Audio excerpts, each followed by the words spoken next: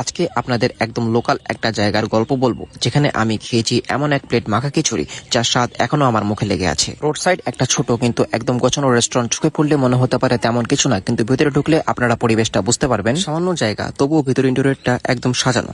বসেই অর্ডার করে দিলাম তাদের এক প্লেট মাখা খিচুড়ি, সাথে একটা চিকেন চা। খাবার আসতে না আসতেই আনফর্চুনেটলি কারেন্ট চলে যায়, তো কিছু করার ছিল না, ওভাবে ভিডিও করছিলাম। প্রথমে এলো খিচুড়ি, গরম গরম ধোয়া ওঠা মশলার মিশ্রণ আর হালকা ঝালের স্পর্শ, সাথে আমের টক আর ডিম, সব মিলিয়ে পারফেক্ট একটা কম্বিনেশন। খিচুড়ির মধ্যে একটা ঘরোয়া ফ্লেভার ছিল, সবকিছু মিলিয়ে মনে হচ্ছিল বাড়ির খাবারই খাচ্ছি। এরপর এলো চিকেন চাপ, ওপরটা হালকা করে ভাজা, ভেতরটা রসালো আর মোলায়েম। প্রতিটা কামড়ের টেস্টে একটা ব্যালেন্স, না বেশি ঝাল না একঘেয়ে। খিচুড়ির সাথেও চাপটা খাইতে ভালোই লাগছিল। খিচুড়ির প্রাইস ছিল মাত্র 50 টাকা আর চিকেন চাপ ছিল 180 টাকা। আর মজার ব্যাপার হলো পুরো বিল মাত্র 230 টাকা।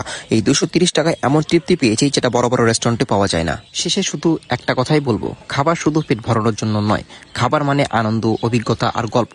আজকের গল্পটা ছিল সেই গল্পের একটা অংশ।